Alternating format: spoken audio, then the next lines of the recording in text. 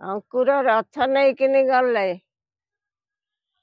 ଅଙ୍କୁର ରଥ ଆଣିଛି ଅଙ୍କୁର ନେଇଯିବ ମୋର ଶ୍ୟାମ ସୁନ୍ଦର ମୋ ଧନରେ। ମୁଁ ତ ଖାଇ ମରିମି ଜର ମୋ ବାପରେ। ସେଠୁ କ'ଣ କଲା? ରଥରେ ଆଣିଲା। ନନ୍ଦ ଯଶୋଦା ଯାହା ହେଲେ ମୋ ଛୋଟ ପୁଅ, ଭଗବାନ କାହିଁକି ସେ ଚିନ୍ତା କରିବେ? ସେ ତ ଭଗବାନ। ଏଠୁ ଆସିଲେ। ଅଙ୍କୁର ଚିନ୍ତା କରୁଥାଏ କି ସୁନ୍ଦର ପୁଅ, ଆକୁ କଂସ ମାରିବ। ଜାଣିଛି ତ, ଅଙ୍କୁର ଜାଣିଛି ତ କଂସ ମାରିବ। କେଡ଼େ ଗୁଲୁଗୁଲିଆ ସୁନ୍ଦର ପୁଅ, ମୁଁ କ'ଣ କରୁଛି? ମୁଁ କେତେ ଅଧର୍ମ କରୁଛି? ମୁଁ ନଉଛି ଆକୁ ମାରିଦେବ। ଏଠୁ ଏମିତି ଆଣୁ ଆଣୁ ଗୋଟେ ଜାଗାରେ ଅଙ୍କୁର ଗାଧେଇଲା। ରଥ ରଖିଦେଇକିନି ଗାଧେଇଲା। ଅଙ୍କୁର ଚିନ୍ତା କରୁଥାଇ। ଯେତେବେଳେ ଚିନ୍ତା କରିକିନି ଗାଧେଇଲା, ପାଣିରେ ଯେତେବେଳେ ବୁଡ଼ିଛି ଗାଧଉଛି, ଭଗବାନ ତ ତା ଅନ୍ତର କଥା ଜାଣିଲେ। ଅନ୍ତର୍ଯାମୀ ସେ ଅନ୍ତର କଥା ଜାଣିଲେ। ସେ ପାଣିରେ ଯାଇକିନି ଅଙ୍କୁରକୁ ଦେଖାଦେଲେ।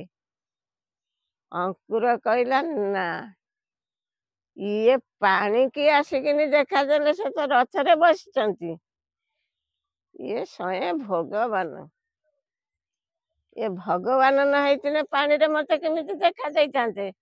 ସେଇଠୁ ଅଙ୍କୁର ଟିକେ ଚିନ୍ତା ତାରେ ଗଲା। ନେଇକିନି ଗଲା।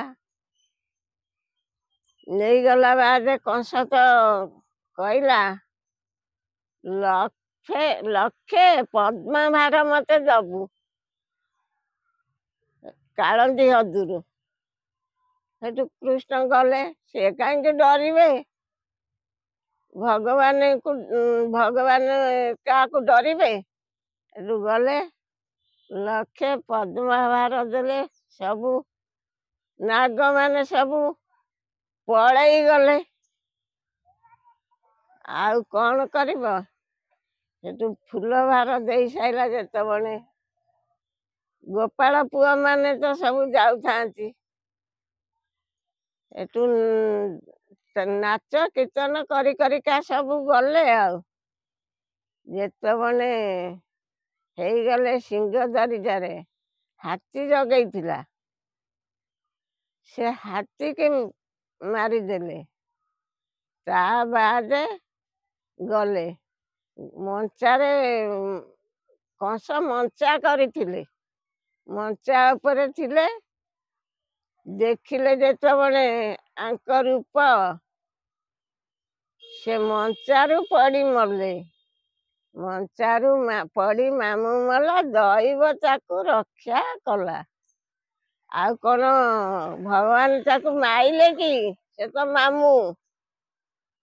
ସେ ଛାଇଁଟାରେ ପଡ଼ିକିନି ମଲା।